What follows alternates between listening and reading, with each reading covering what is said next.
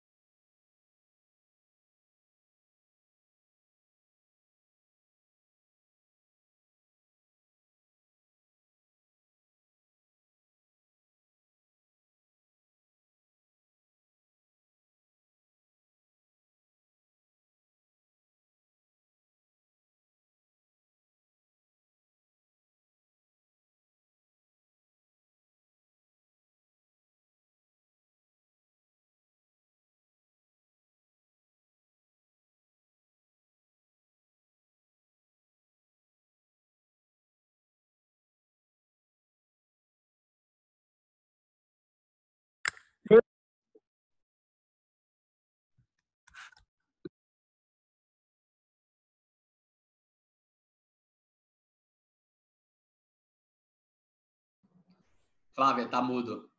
Tira o mudo do teu microfone. Estão me ouvindo agora? Então, ótimo. Bom, vamos começar agora. A incrível Nathalie entra na sala para a gente conversar um pouco hoje sobre políticas públicas e adaptação. Antes de iniciar, eu gostaria de passar alguns recadinhos para vocês. As perguntas pelo QR, por favor, vocês podem mandar durante a aula e também, quando estiver encerrando a palestra, vocês podem escrever, a gente vai fazer essa pré-seleção para, enfim, para poder responder o maior número de perguntas possíveis. E também, para aqueles que querem receber o certificado, lembrando que precisa ter a presença de 75% de todas as aulas. Então, iniciando, eu sou Flávia Bela Guarda, fundadora da La Clima, junto com a Carol, e hoje aqui estamos com a Nathalie, que tem uma trajetória incrível dentro da agenda climática. Ela tem mestrado em Harvard e graduação pela GV. Entre 2011 e 2015, foi negociadora do Brasil na Convenção Quadro da ONU. Atuou no governo federal e estadual, apoiando a construção de políticas públicas. Coordena também o programa de adaptação Brasil 2040 e, enfim, dentro de uma trajetória incrível, eu trago até uma cereja no bolo, que é impressionante, que em 2018 ela se juntou a uma expedição exclusiva feminina antártica, deve ter sido incrível, e sendo a primeira brasileira na Homework. Então, Nathalie, obrigada pela presença, obrigada por ter aceito o convite. Passo a palavra para você agora, para, enfim, dividir com a gente todo esse seu conhecimento. Oi, gente, bom dia. Espero que vocês estejam me vendo. Espero que estejam todos bem. É um prazer estar com vocês. É um prazer também poder falar de adaptação, que eu acho que é um tema ainda um tanto a ser descoberto por nós brasileiros. E, enfim, acho que vai ser uma sessão bacana. Eu vou projetar minha tela aqui. Deixa eu só ver como é que faz isso. Vocês estão conseguindo ver a tela? Estou sim, Nathalie. Legal, obrigada. Antes de mais nada, já que a Flávia falou, essa expedição Sou de Mulheres para a Antártida, na verdade, é um programa que dura mais de um ano, que eu queria convidar todas as mulheres no grupo para participarem. Precisamos de mais brasileiras e é uma experiência incrível. Depois, no final, a gente pode falar mais, ou quem quiser depois pode fazer contato. Mas, basicamente, eu queria vou fazer uma introdução à adaptação. É um tema bastante vasto, como vocês vão ver, impacta diferentes áreas, pega muitos setores. Então, a gente vai fazer esse overview, de certa forma, hoje, e espero que em outras oportunidades isso possa ser aprofundado. Então, a minha intenção hoje aqui é explicar a adaptação na teoria, na prática, e trazer para vocês alguns dos desafios, né, de como implementar a adaptação no mundo real. E aí, acho que no final a gente vai poder discutir o que é o mundo real da adaptação, que é bastante excitante, mas também complexo. Então, vamos lá. Para começar, eu acho que todos nós, né, em todo mundo, na realidade, nós estamos vendo aumentos enfim, dos impactos, né, da mudança do clima. A gente vê isso, por exemplo, no aquecimento dos oceanos, como vocês devem... Deixa eu até tirar essa tela aqui, que eu não sei se vocês estão conseguindo... Deixa eu querer tirar esse negócio aqui, só um pouquinho, senão vocês não vão conseguir ver. Pronto. Então, o primeiro exemplo é esse, né? A gente tem observadas mudanças na temperatura dos oceanos desde o início do século passado até hoje, em todos eles, particularmente no Oceano Ártico, né? A gente vê reflexos disso nas cidades, por exemplo, próximas lá ao Polo Norte. A gente vê aí um outro tipo de impacto da mudança do clima que para nós é um tanto distante, mas que eu quis trazer a imagem para vocês, que é do derretimento do permafrost e a sua subsidência. Então, isso está impactando hoje já casas, né? Seja na Rússia, enfim, seja no Canadá, seja nos Estados Unidos também, no Alasca. Então, mais uma dessas fingerprints aí. E também os corais, né? Tá havendo um esbranquiçamento, ondas de calor nos oceanos, que estão gerando esses impactos bastante destrutivos, né, em ecossistemas tão sensíveis quanto os recifes de coral. E também uma série de outros, já, digamos assim, conhecidos ou tão falados efeitos, como o desaparecimento ou afundamento, né, de ilhas. Já tem vários casos, aqui uma foto de Kiribati, que está sofrendo tanto com a erosão costeira, né, combinada com o aumento do nível do mar, quanto com tempestades e tudo mais. Então, tem uma série de efeitos que estão todos ligados, plausivelmente, por meio de teorias, por meio de modelos, por meio dessas impressões digitais, digamos assim, à mudança do clima. E no âmbito do IPCC e também da Convenção do Clima, isso já vem sendo estudado há bastante tempo, basicamente a partir da COP 13, não, COP 7, desculpa, em 2003, o IPCC criou um framework, né, começou a dar um tratamento, digamos, mais formal, a UNFCCC começou a dar esse tratamento mais formal por meio de um programa de trabalho, e desde então isso vem sendo estudado. Inclusive há uma diferenciação dos tipos de eventos de impactos na mudança do clima, que eu acho que é importante trazer de cara para vocês, que são os eventos extremos, né, que, enfim, são secas extremas, ciclones que aumentam em intensidade, ondas de calor, são todos esses pontos marrom ou meio avermelhados aí nessa figura, e também os eventos de progresso lento. Então, basicamente, o aumento do nível do mar é um deles, né? São esses eventos que a gente até consegue se planejar para o que vai acontecer, muitas incertezas envolvidas, mas eles vão se desenvolvendo lentamente e se combinando com outros extremos. Então, além do aumento do nível do mar, tem a desertificação, a salinização, o degelo glacial, né, entre outros. E tudo isso gera perdas. Eu estou com o slide aqui em inglês, porque não há uma tradução disponível pela convenção, mas eu espero que vocês possam ver aqui embaixo do slide, né, também já estão mapeadas perdas tanto econômicas quanto não econômicas desses eventos, sejam elas, né, na parte econômica sobre ativos físicos, mas também sobre renda, e da parte não econômica, tanto aspectos aí de saúde, de mobilidade, mas também muitos aspectos culturais. Acho que é importante dizer, né, quando a gente fala que uma ilha vai desaparecer, com ela não vai, ou melhor, não vai poder ser mais habitada, não vai simplesmente um território, né, embora. E, enfim, o que faz com esse território? Coloca uma bandeirinha lá em cima para dizer aqui foi Kiribati, né? Vai também toda uma cultura, vão também conhecimentos, sejam indígenas, sejam conhecimentos tradicionais, e a própria identidade. Então, a gente está falando realmente de mudanças muito estruturantes.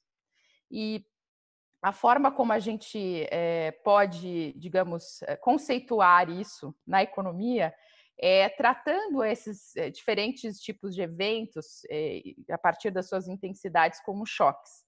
Eu até acho que hoje, por razões não muito felizes, está mais fácil falar de choques, está todo mundo começando a entender, né, esse negócio de achatar curva e tal, e de choques. Os choques, né, que o choque da pandemia que a gente está vivendo no momento, é justamente o que se espera para esses vários eventos ou para a combinação deles. Então, em geral, a gente pensa assim na economia. A nossa economia, seja global, seja de um país, seja, enfim, de uma determinada região, ela vai observar, né, se pretende que ela cresça numa determinada trajetória. Só que a gente sempre pensou nessa trajetória e, infelizmente, muitos ainda macroeconomistas continuam pensando numa trajetória que não tem clima, que não tem esse tipo de impacto. E aí, quando a gente passa a contabilizar esse crescimento econômico, ou decrescimento, ou, enfim, não crescimento, com a mudança do clima, essa figura muda. Então, conceitualmente, é como se eu tivesse essa curva que vocês estão vendo aí em verde, né? Ah, vamos crescer, beleza. E aí, com esse choque ou esses choques, a gente passa a ver uma perda econômica associada especificamente à mudança do clima nessa trajetória. É isso que mais ou menos baliza, né, o que a gente faz. E aí, esses choques produzidos, na verdade, se a gente considera a adaptação, né, o que a adaptação faz? Ela conseguiria conter parte disso, ou então ela gera benefícios que compensam parte desses danos, dessas perdas, e com isso a gente sim pode não modificar as curvas, né, mas, ou melhor, criar uma nova curva com adaptação, e pode ser sim que tenha algum dano residual, ou seja, tem coisas que a gente não consegue adaptar ou que a gente não vai ter recursos para adaptar, mas basicamente a nossa intenção é ter uma nova curva em que o meu crescimento com mudança do clima, ele não é tão, enfim, tão afetado. Desculpem os que não pensam muito com essa lógica de gráficos conceituais econômicos. E para quem pensa, eu acho que deve ter gostado dessa figurinha, porque ajuda a gente a mais ou menos calibrar a adaptação no sentido de, enfim, desenvolvimento. Mas aí vocês devem estar perguntando, tudo bem, mas o que é adaptação, né? E qual que é a cara da adaptação? E aí, quando a gente vai para a definição clássica, né, a adaptação ela é um ajuste que pode ser do sistema natural ou do sistema humano, e aí entendido humano econômico, socioeconômico, que responde aos efeitos climáticos, que podem ser os efeitos de agora, quer dizer, os efeitos atuais, ou podem ser os efeitos futuros.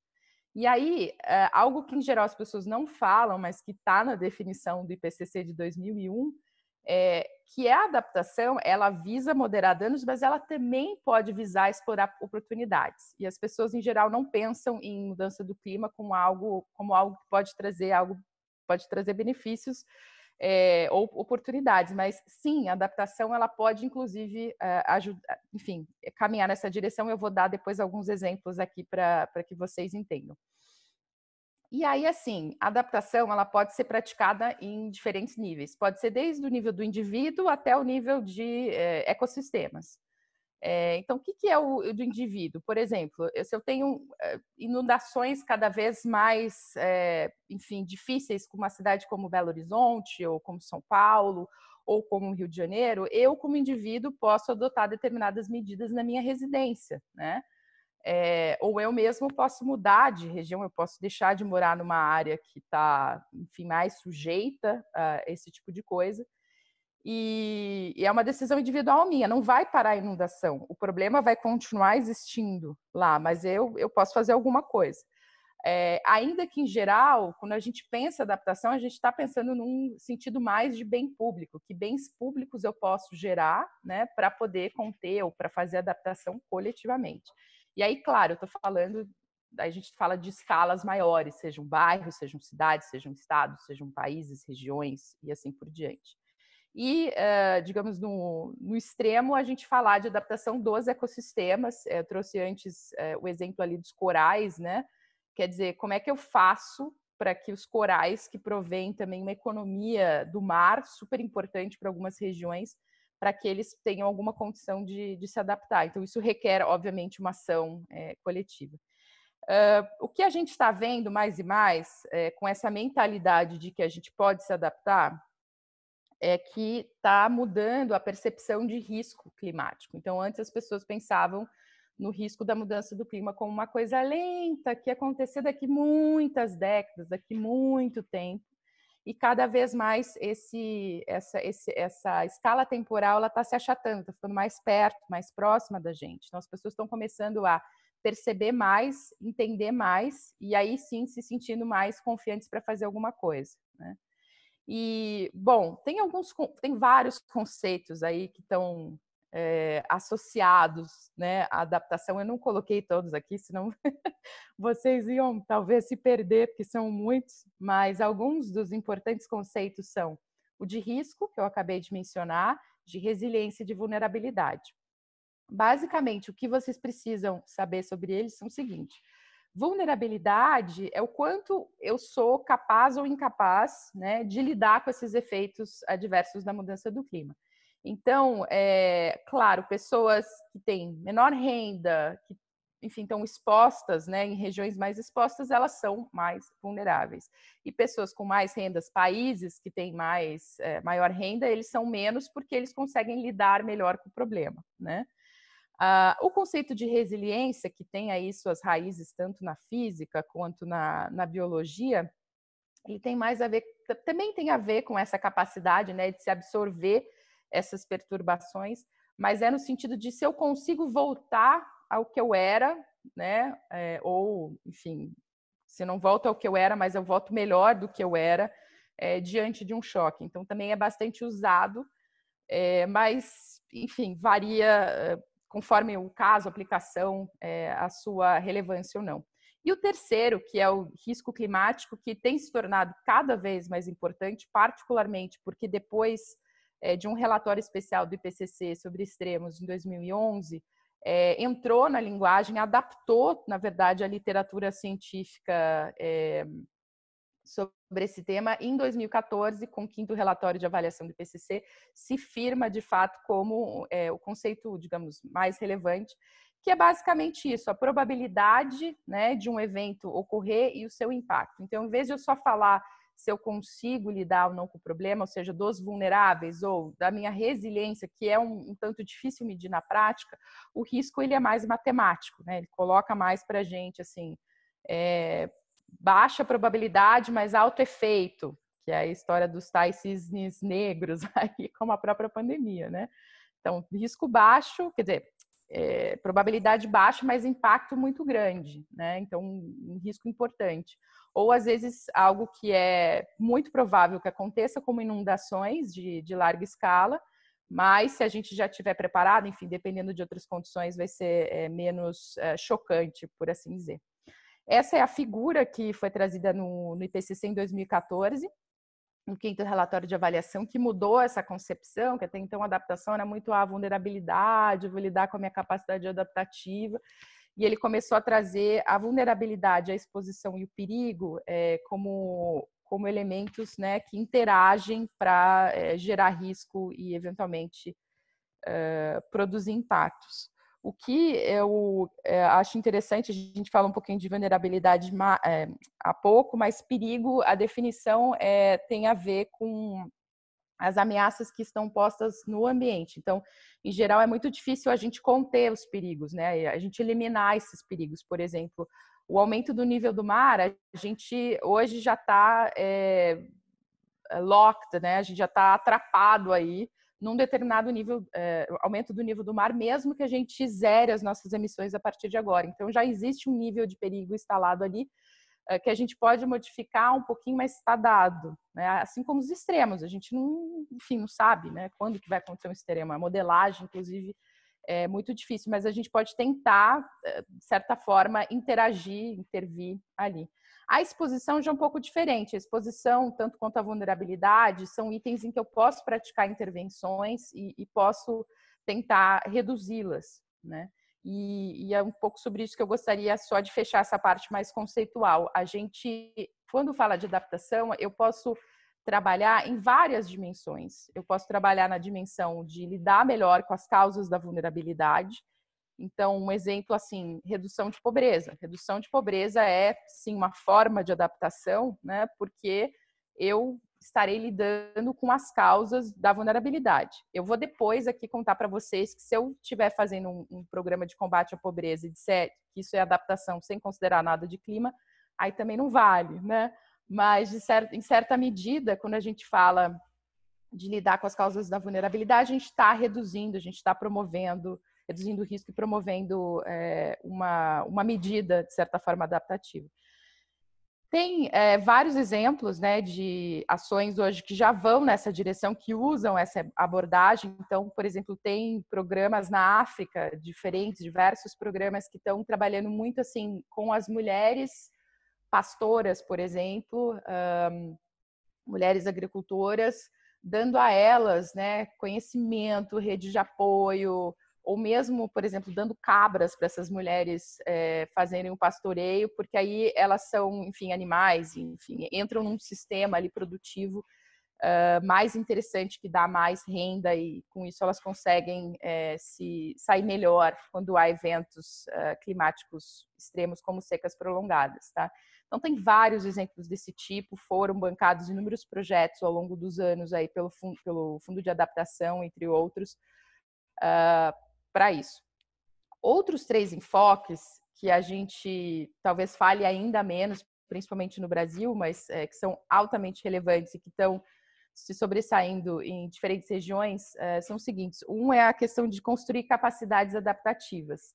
Então, tem tanto a questão de criar planos, né, de começar a fazer com que se criem sistema mesmo, do ponto de vista institucional, para a resolução de problemas, quanto ações, atividades que geram conhecimento coletivo. Então, por exemplo, uma atividade de reflorestamento participativo em morros, onde você tem favelas na cidade do Rio de Janeiro, para prevenir deslizamento, é muito importante, não só do ponto de vista de que as pessoas, enfim, vão criar, né, ao reflorestar, você está criando barreiras naturais para o deslizamento.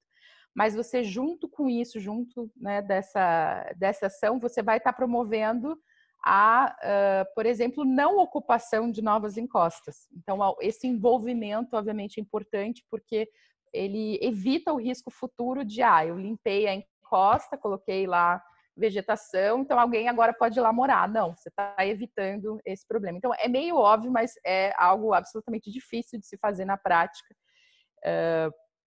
principalmente porque envolve aí, enfim, subsistência, envolve também outras questões, como a própria questão imobiliária, especulativa, blá, blá, blá. Mas é isso, tem essa possibilidade de você construir capacidades adaptativas como um segundo enfoque. Um terceiro enfoque, que está cada vez mais, digamos assim, bombando, é de você gerenciar risco climático. Então, isso está muito presente hoje, por exemplo, no mercado financeiro, né, cada vez mais se colocando o risco climático para dentro das avaliações de investimento, mas isso também está cada vez mais dentro das ações públicas. E não muito no Brasil, infelizmente, vou contar para vocês daqui a pouco.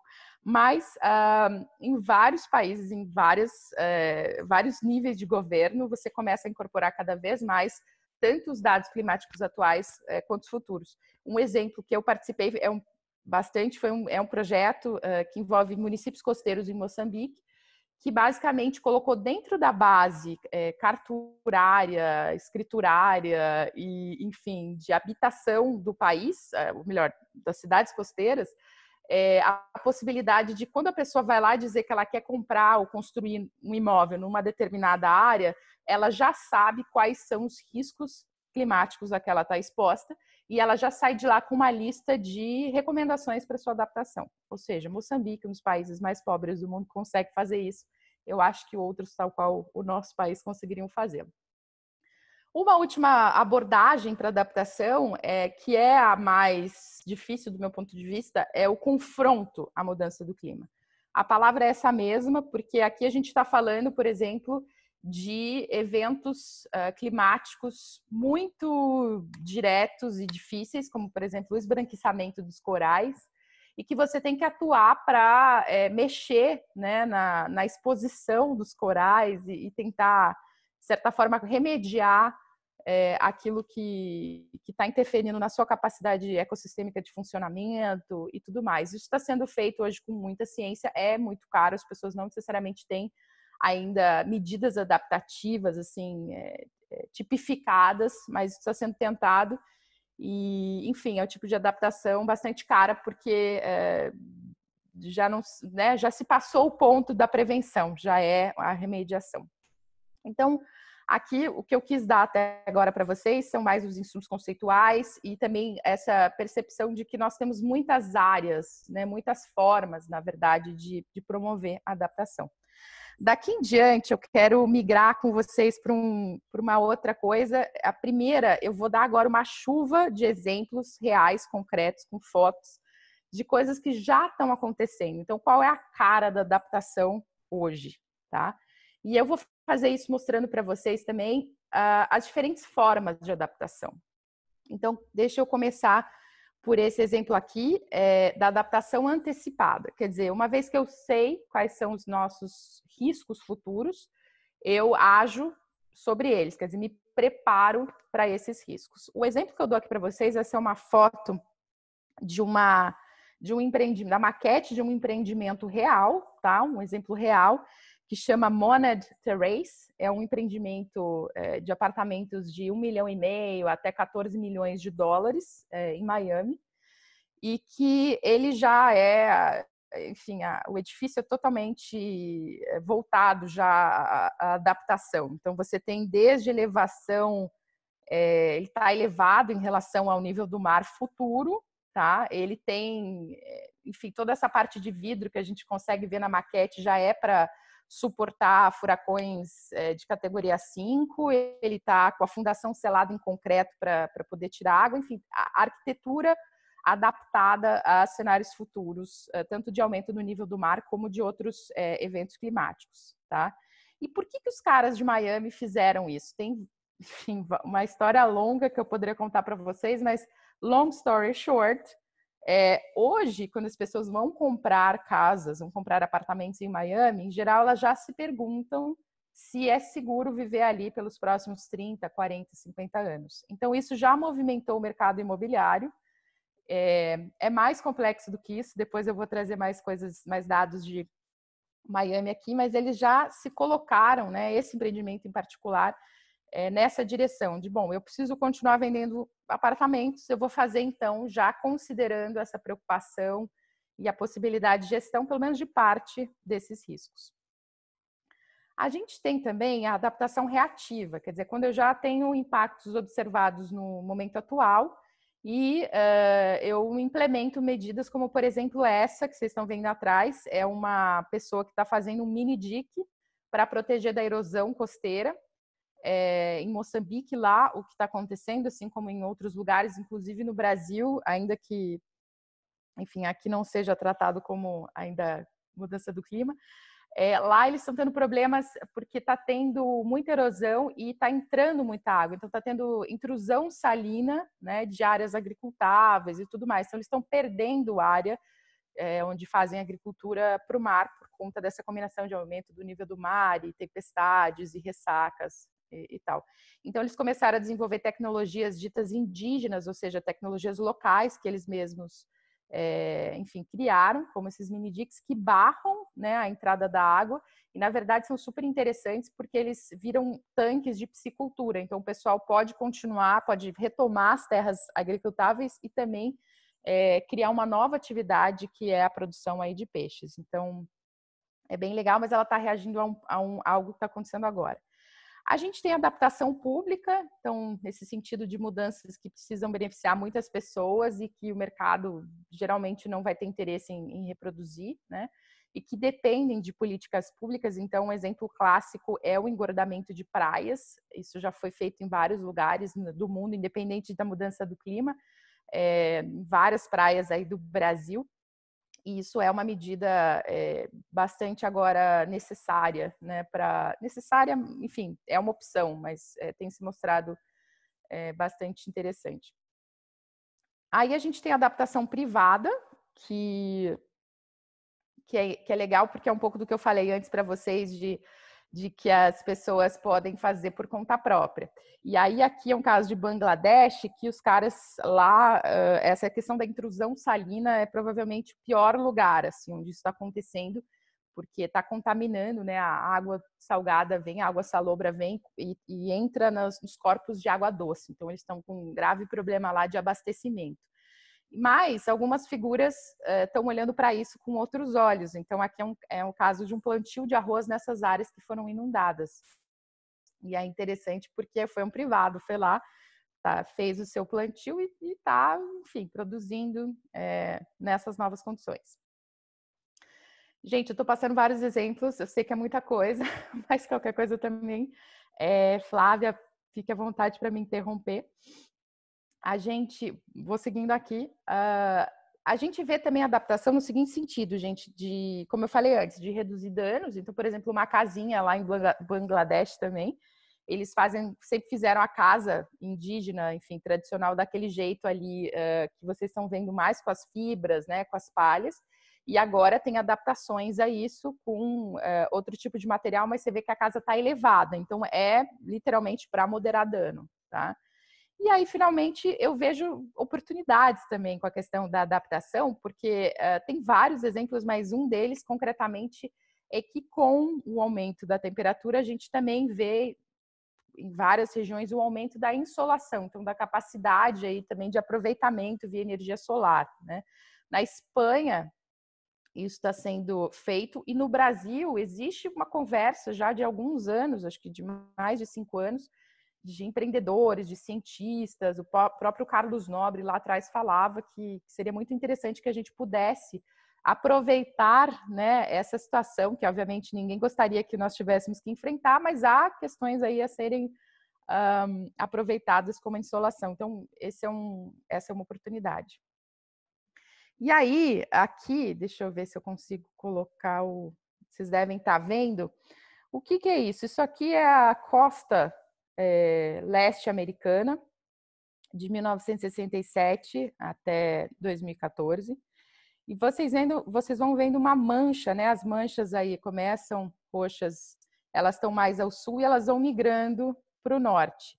Até que em 2014 elas ficam muito para o norte. O que é isso? A economia daquela região ali, ela sempre foi uma economia muito baseada na pesca da lagosta, né? Para quem já teve oportunidade de ir para lá, é famoso lá o Lobster Roll, né? Você vai nessa região da Nova Inglaterra, é isso que você come, enfim, tem uma economia, sempre teve uma economia muito vibrante aí, pelo menos nos últimos 50, 70 anos. O problema é que com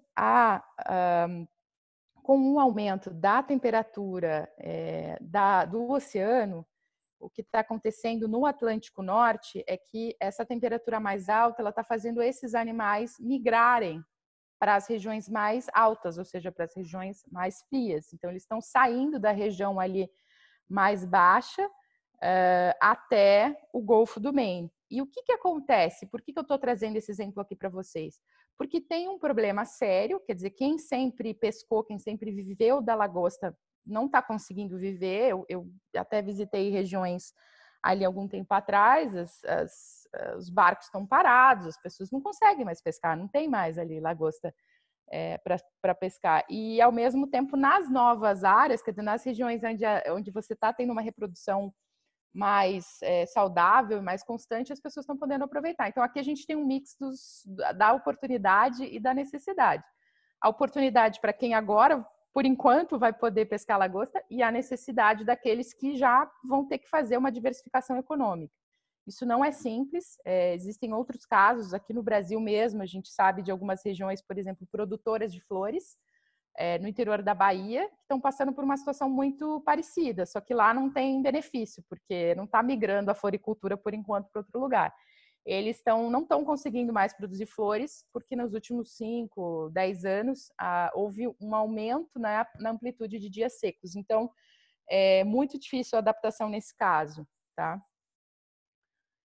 E bom, quando a gente vai promover a adaptação, ainda só para dar mais caras aí, rostos para isso, A gente pode tanto pensar na adaptação como o todo, quer dizer, eu vou promover a adaptação, e aí tudo que eu fizer está centrado nisso.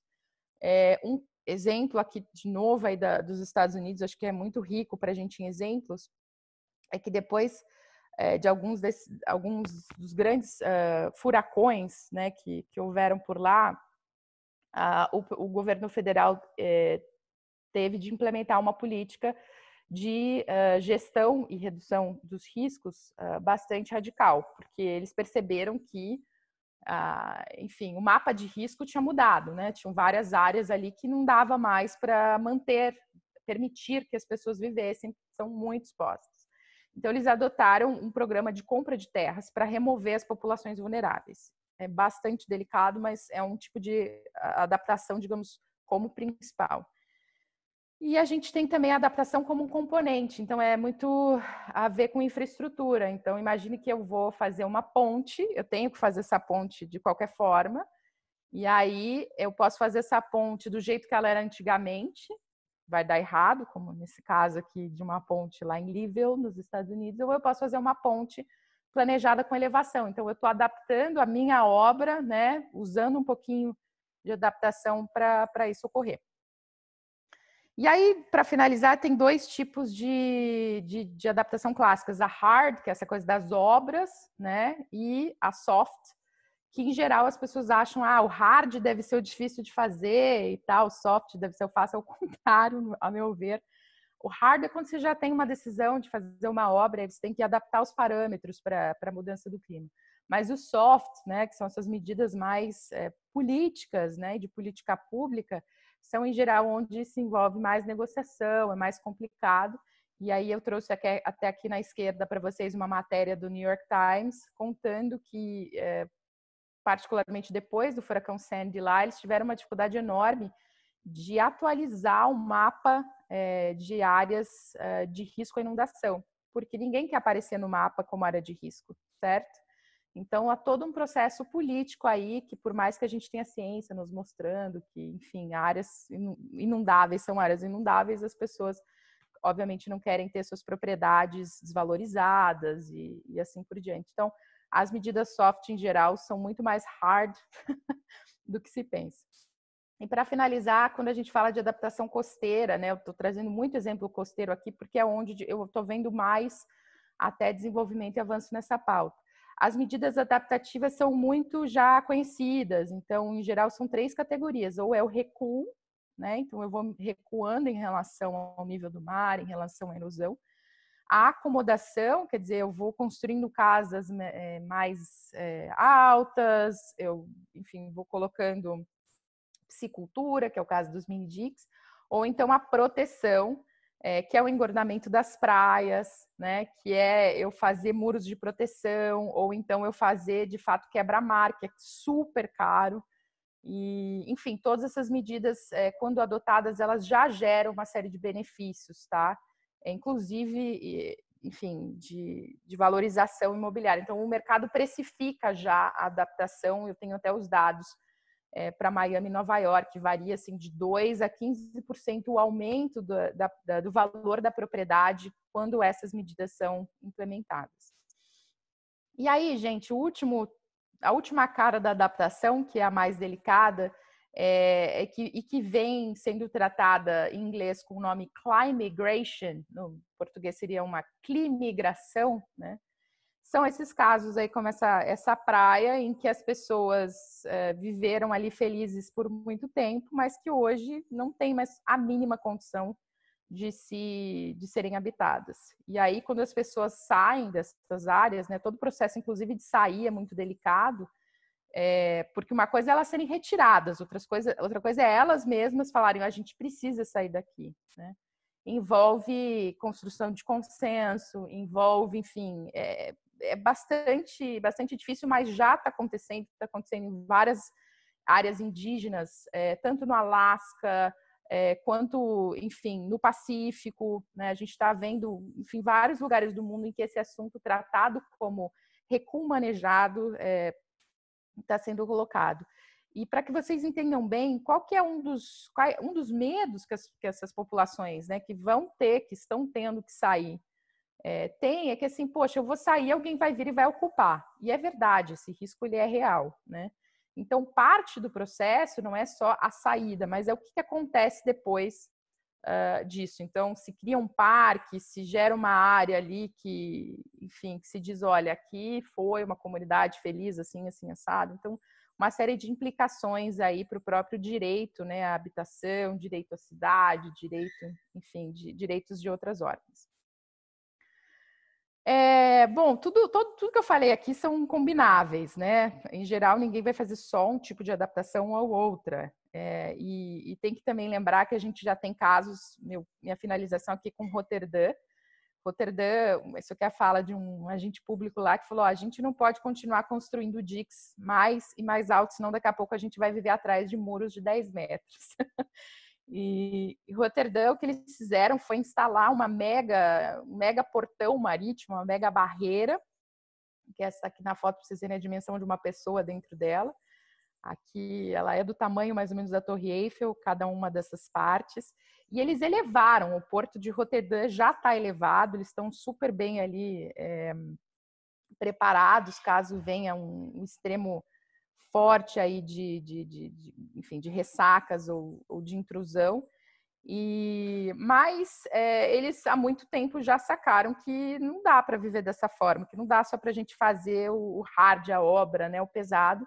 Então eles fizeram uma integração com o que hoje é bastante já defendido, que é a adaptação baseada em ecossistemas e a produção de espaços verdes. Então eles criaram muitos parques em cima dos diques, enfim, integrado com a cidade. E aí eles têm dito que, né, eles consideram isso um modo de vida, mais do que simplesmente uma adaptação pontual. Eu acho que é mais ou menos esse o mote, né, que quem consegue, quem aprende a adaptar, acaba adotando.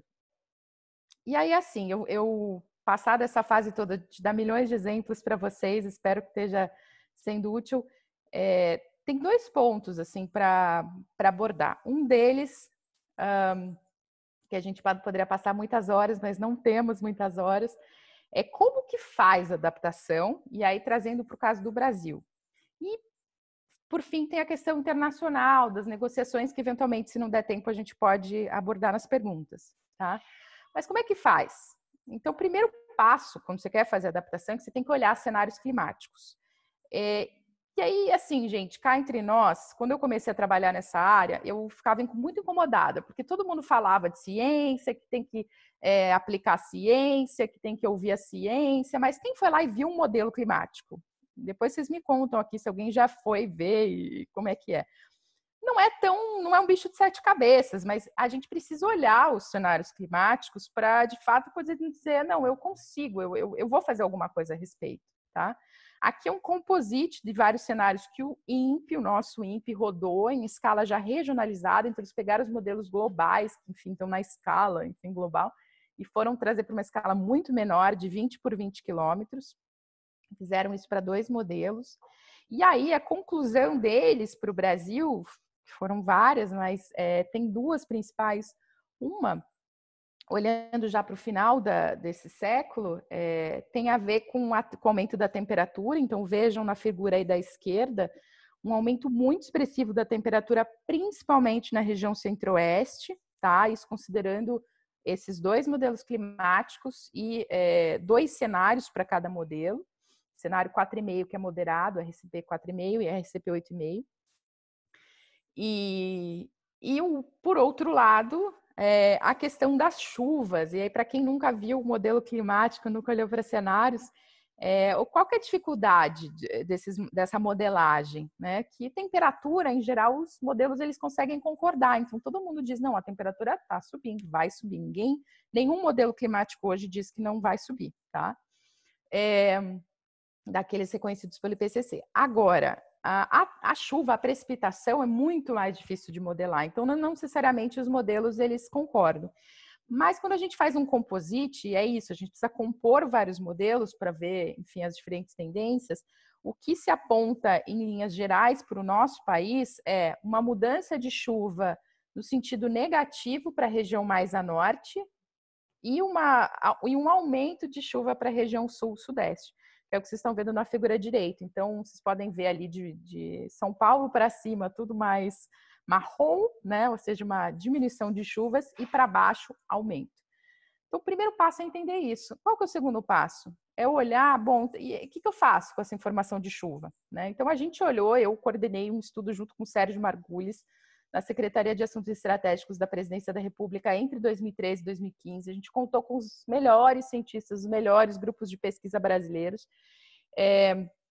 E um deles, enfim, foi o pessoal lá do Ceará, da FUNSEMI, que fez uma modelagem hidrológica. Eles pegaram esses cenários de clima, jogaram numa modelagem hidrológica, olhando as estações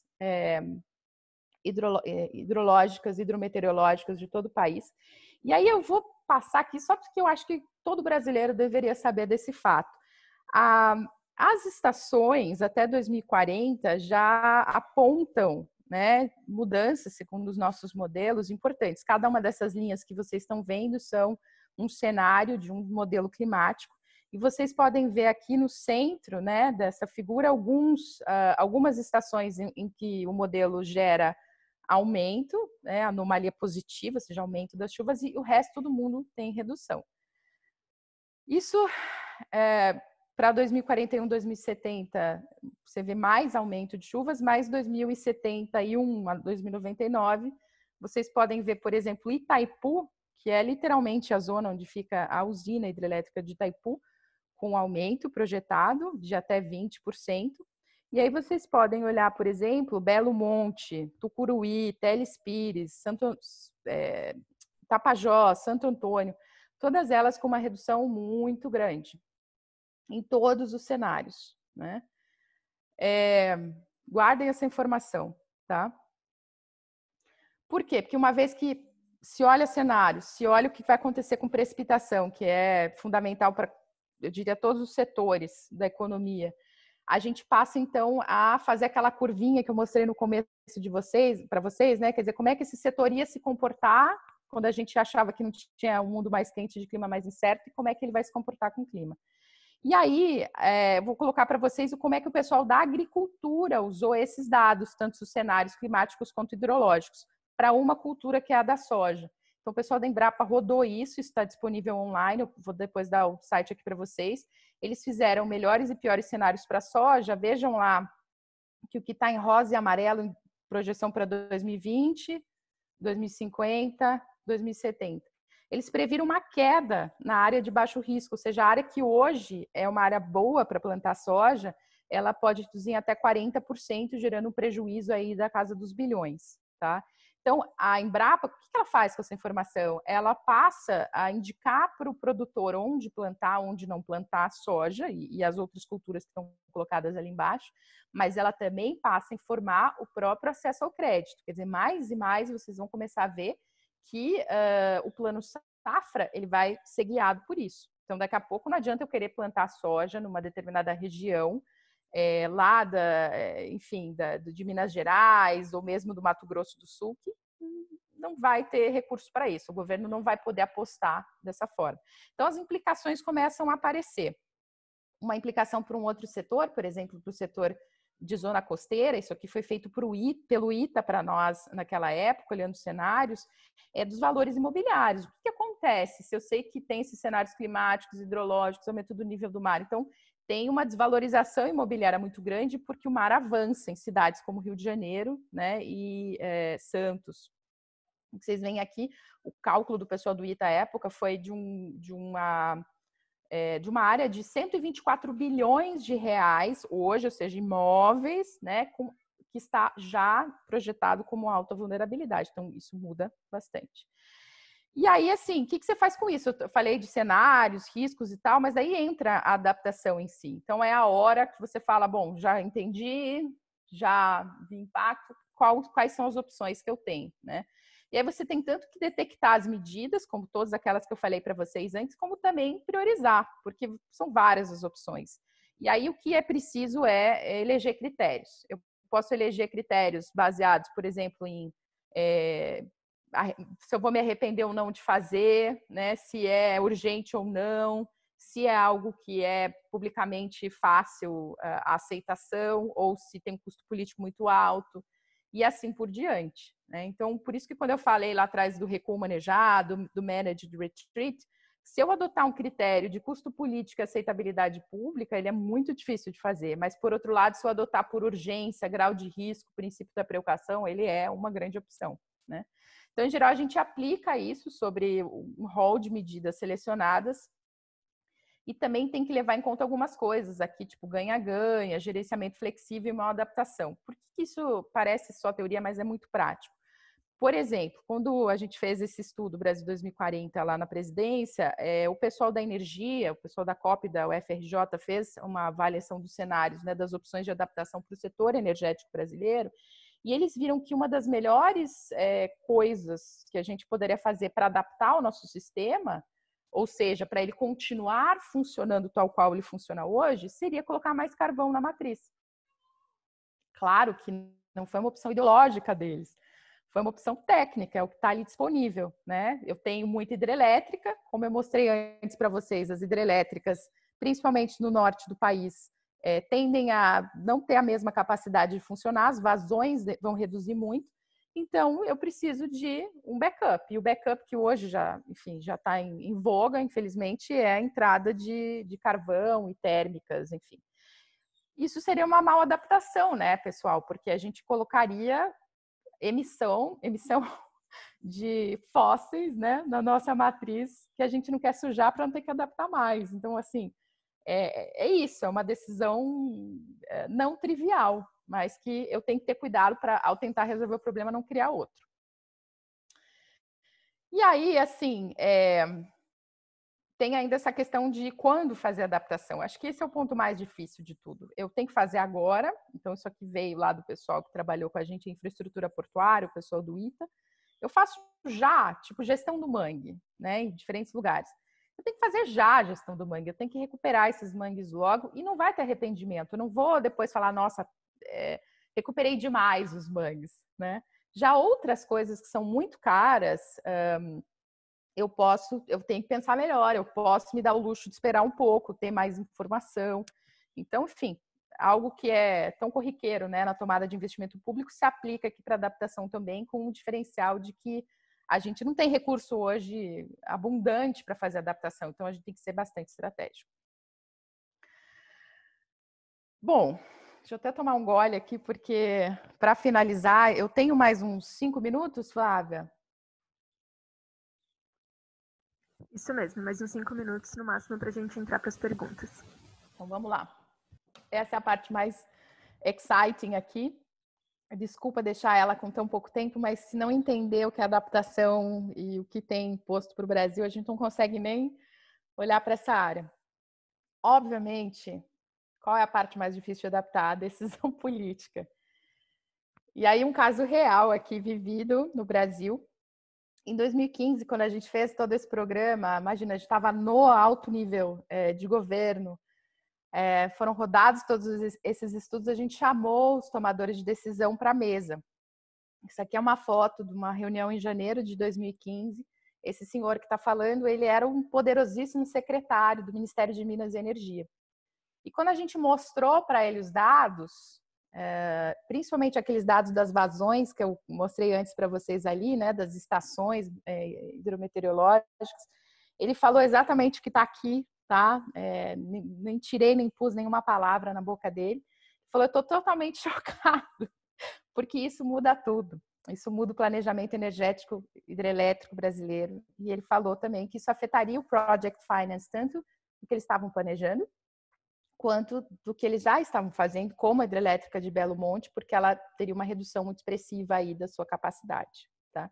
Então, na época, ele falou, olha, isso não está nem na minha alçada, a gente vai precisar levar isso para o Conselho Nacional de Política Energética para que isso seja tratado.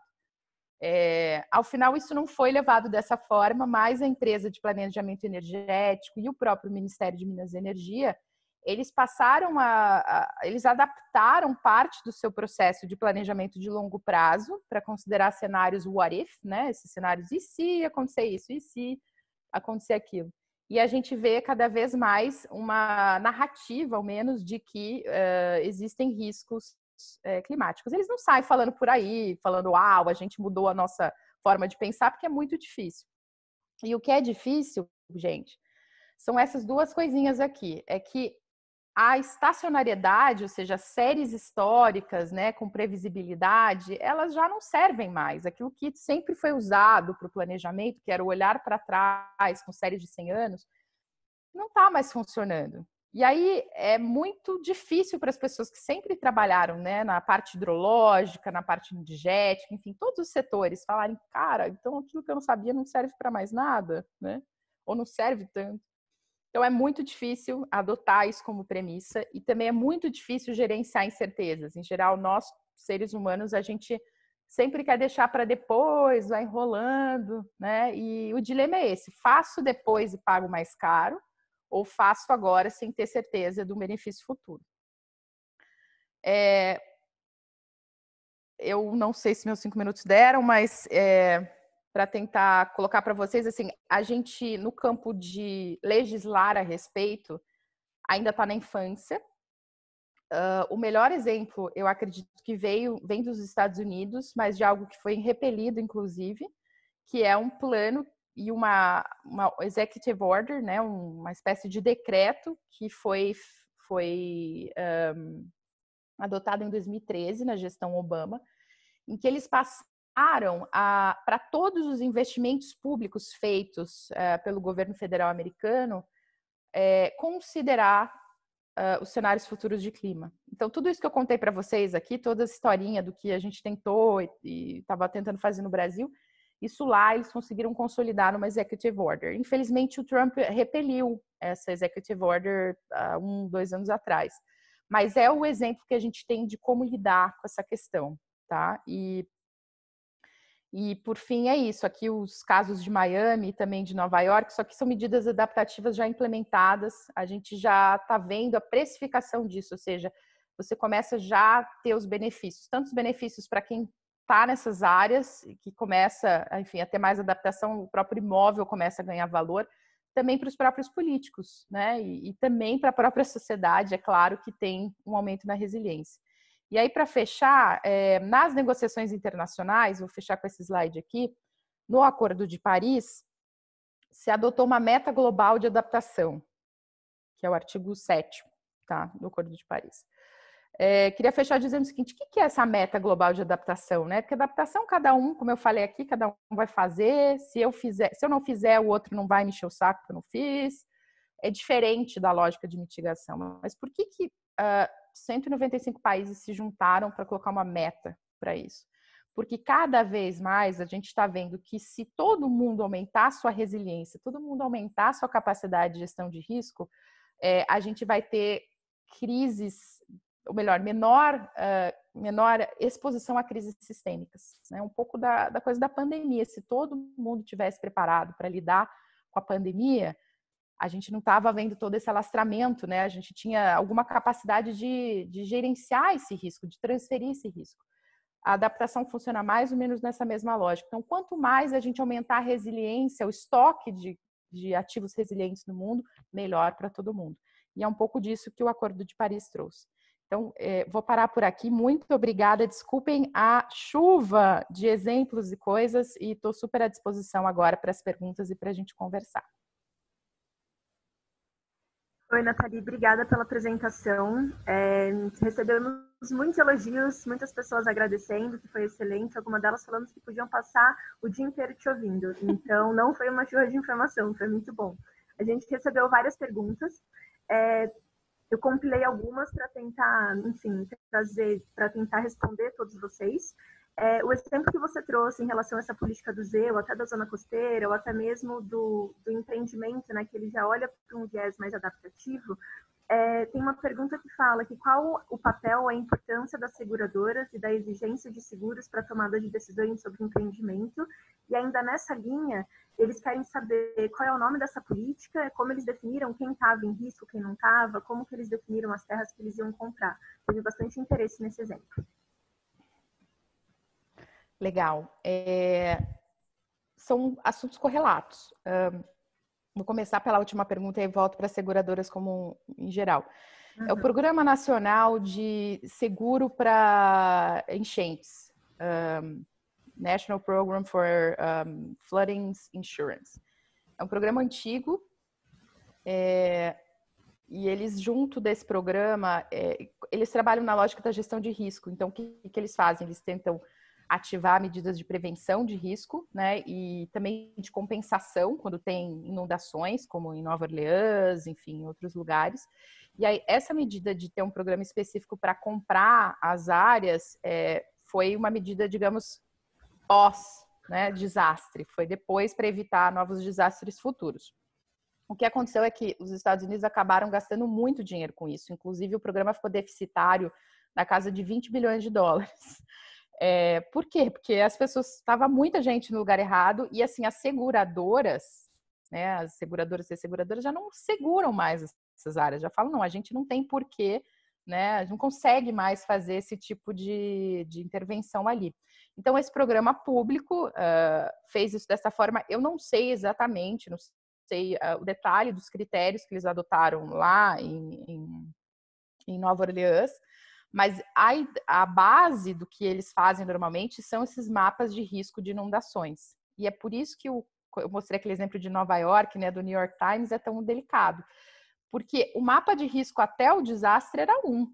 Aí depois do desastre, que a gente não pode mais considerar então que é uma inundação a cada 1000 anos, passa a ser uma inundação a cada 500 anos, né? Muda tudo, muda a área onde as pessoas podem ficar, onde não podem ficar, que tipo de construção pode ser feita. Então, vira um processo político bastante delicado. Eu sei que esse é uma das bases de informação para isso ser feito. Critérios em específico, eu vou ficar te devendo, mas eu prometo passar o link aqui para que vocês possam se aprofundar. Eu acho que é um caso bastante interessante. E também algo legal é que eles passaram a criar coisas diferentes. Então, eles passaram a... Isso é muito legal. Eu acho fascinante. O governo federal se tocou que eles não vão ter dinheiro para gastar nisso, porque é uma bomba relógio, né? Esse negócio, 20 bilhões é com os desastres até agora. Vamos pensar até 2030, quantos mais Sandys e Katrinas, né?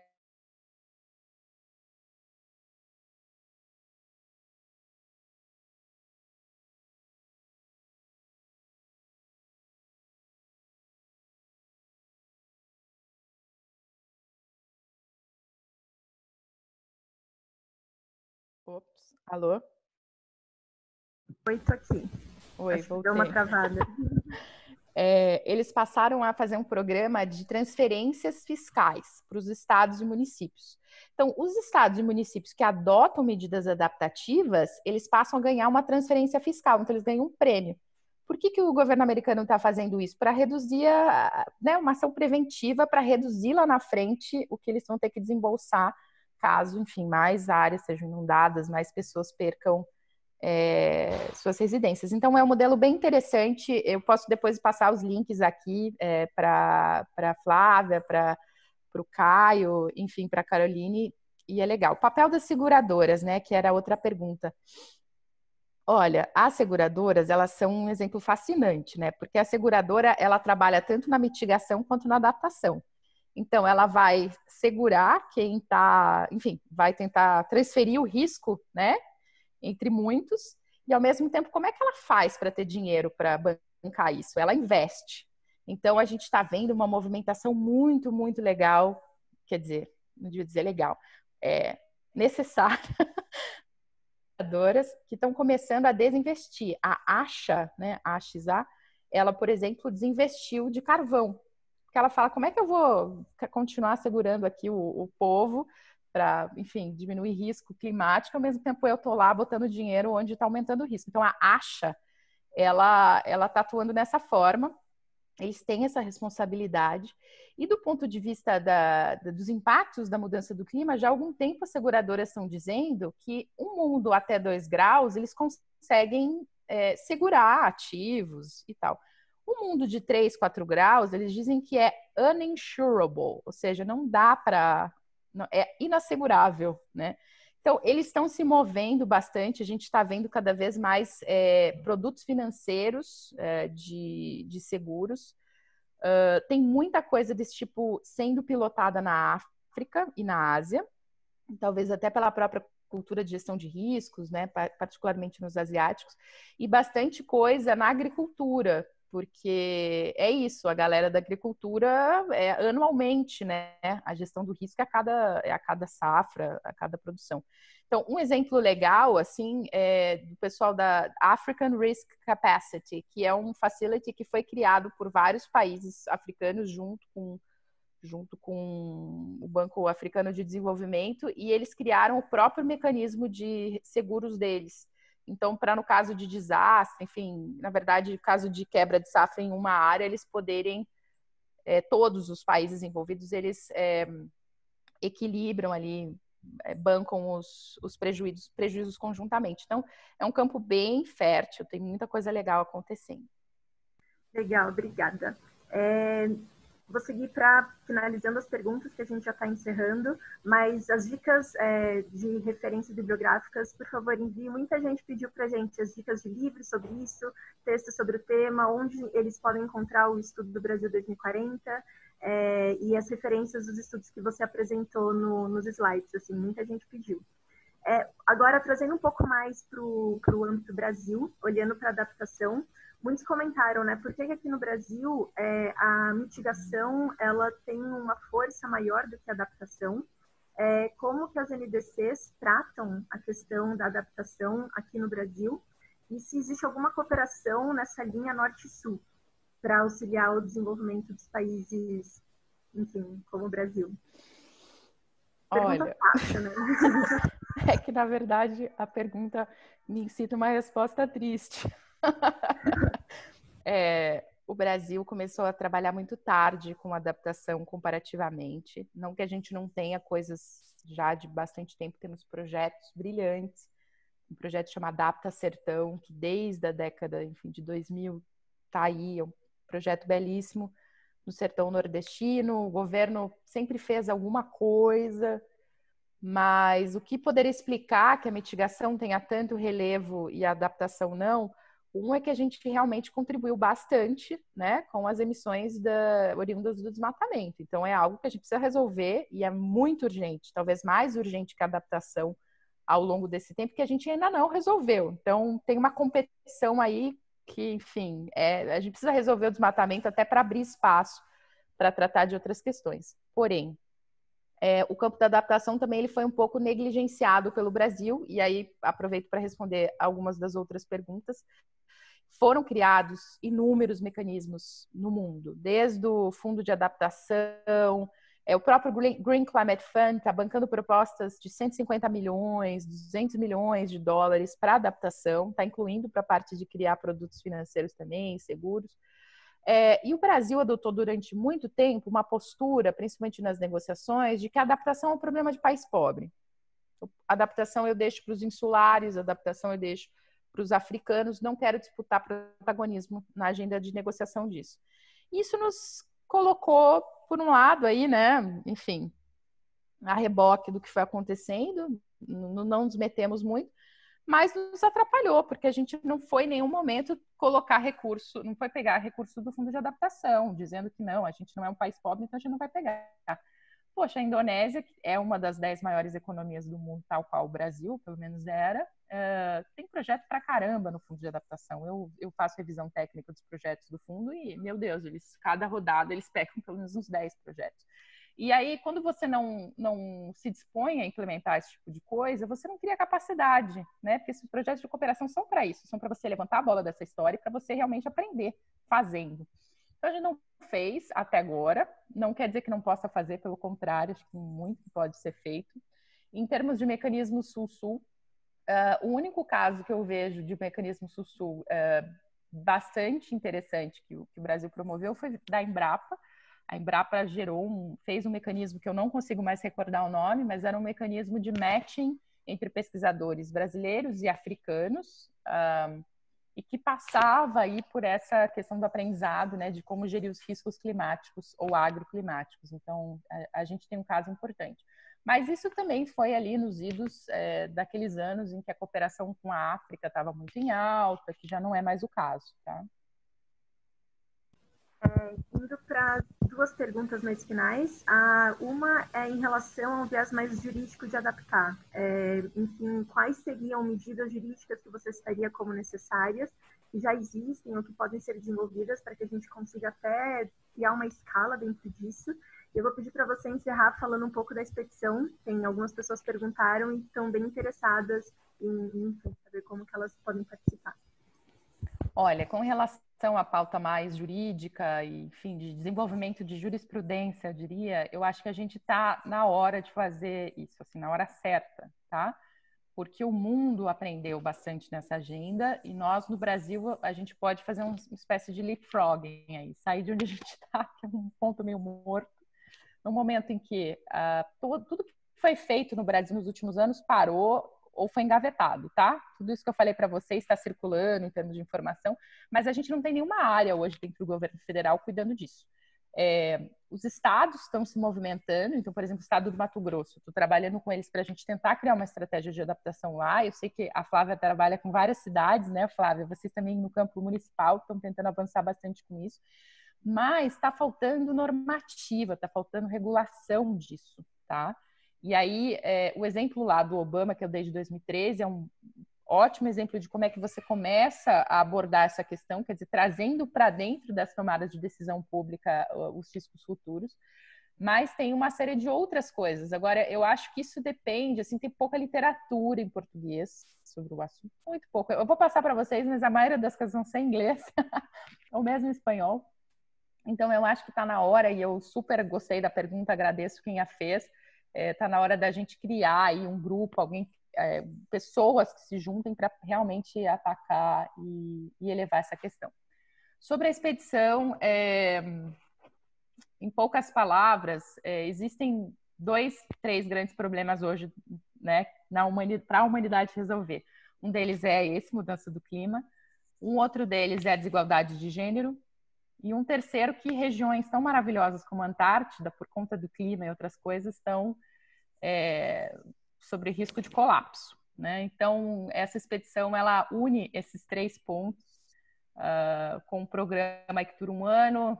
Cada ano a gente passa por uma série de treinamentos, tanto sobre liderança, quanto sobre clima, quanto sobre Antártida.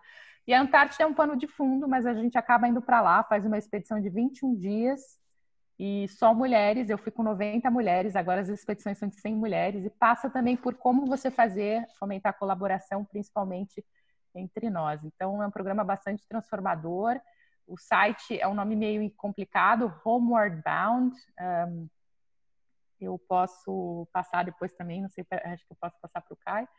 E é muito, muito transformador, principalmente porque depois do que você vê, do que está acontecendo na Antártida, os efeitos são visíveis lá da mudança do clima.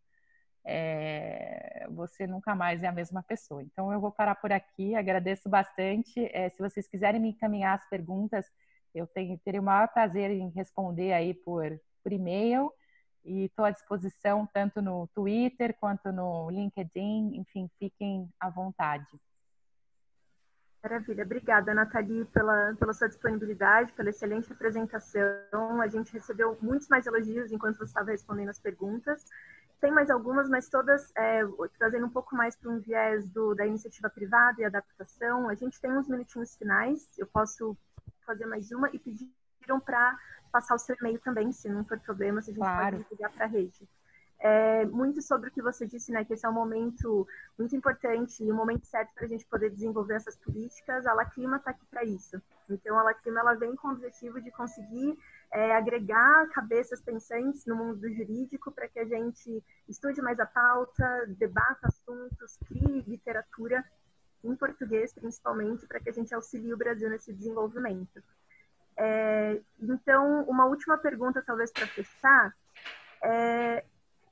Hoje, você falou muito essa questão, né, do aspecto dos estados e municípios, e algumas perguntas, elas tangeram exatamente esse ponto. Como que está o movimento estadual, principalmente, né, estadual aqui no Brasil? A gente sabe o nosso posicionamento do governo federal em relação à pauta, e então os estados, eles têm se encorpado muito mais para essa questão da pauta climática. Então, como que você vê esse movimento no Brasil acontecendo? Eu acho que ainda é muito incipiente, mas começa a aparecer com mais força, porque também os impactos começam a ficar mais visíveis, né?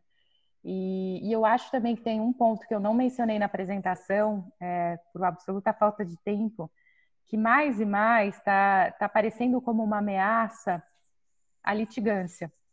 Então, isso também faz os gestores públicos se mexerem, né? As lideranças se mexerem. O caso de Miami, que eu falei, dei vários exemplos aqui, foi um caso que eu estudei nos Estados Unidos, que tem um caso publicado por Harvard, também ficou à disposição para passar o link, que o que aconteceu lá em 2011 foi que o condado ia fazer um investimento de 12 bilhões de dólares numa nova estação de tratamento de esgoto, e era no meio do mar. E a população, os cidadãos, processaram o condado, processaram o prefeito, porque ele ia fazer isso sem consideração de clima. No final, eles não ganharam a ação e, ao mesmo tempo, o prefeito ele acabou tendo que se virar nos 30, e por isso que hoje a gente vê tanta ação de adaptação sendo implementada. Na época, esse prefeito falava, não, mas eu já tenho lá um pessoal trabalhando com plano de adaptação, já estão fazendo uns workshops. O cidadão falava, querido, se você está fazendo isso, mas você não está incorporando na tua decisão, no mundo real, aquilo que você tem que fazer, sorry, é processo. E eu acho que aqui no Brasil a gente vai ver mais e mais, espero ver mais e mais, não de litigância, mas de ação concreta, porque ainda a gente está nesse modo de aprendizado, faz oficina, faz conversa, mas não tem projeto, não tem coisa no chão. Então, o desafio nosso agora, em termos de política pública, que é a área de onde eu venho, onde eu atuo, é criar capacidade. E que a gente só cria capacidade fazendo realmente ações, aprendendo na prática, errando, né? Então, eu acho que é esse o luxo a que a gente tem que se dar agora, fazer. Falar, legal, mas só falar que vai fazer, desculpa, já passou essa hora. Sim, concordo plenamente com isso, é um momento muito da ação, né? A gente tem aí muitos anos já de estudos, até mesmo, a gente não precisa inventar a roda em muitos aspectos, a gente pode trazer modelos, e é isso, é errando e acertando, trazer uma peculiaridade, né, do local que cada cidade, cada comunidade tem o seu, para a gente poder desenvolver esses projetos. E eu acho que essa é uma beleza da adaptação, que ela é muito peculiar, né? Ela precisa, enfim, adaptar o local como um todo. E isso é muito rico no projeto. Bom, a gente vai encerrando. Eu queria de novo agradecer essa presença, agradecer a presença de todos. Nós tivemos aqui, ouvindo a sua aula hoje, em torno de 230 pessoas. Então, tivemos um público grande, todos eles agradecendo aqui o seu tempo e a sua palestra, que foi incrível. Obrigada de verdade, Nathalie. Obrigada a vocês. Eu esqueci de falar o e-mail, unatalie@gmail.com. Sim, então, gente, semana que vem temos mais 2 aulas, encerrando o curso da Lacrima. Espero que vocês participem semana que vem também e a gente está à disposição em caso de qualquer dúvida. Obrigada, Nathalie. Gente. Boa sexta-feira para todo mundo.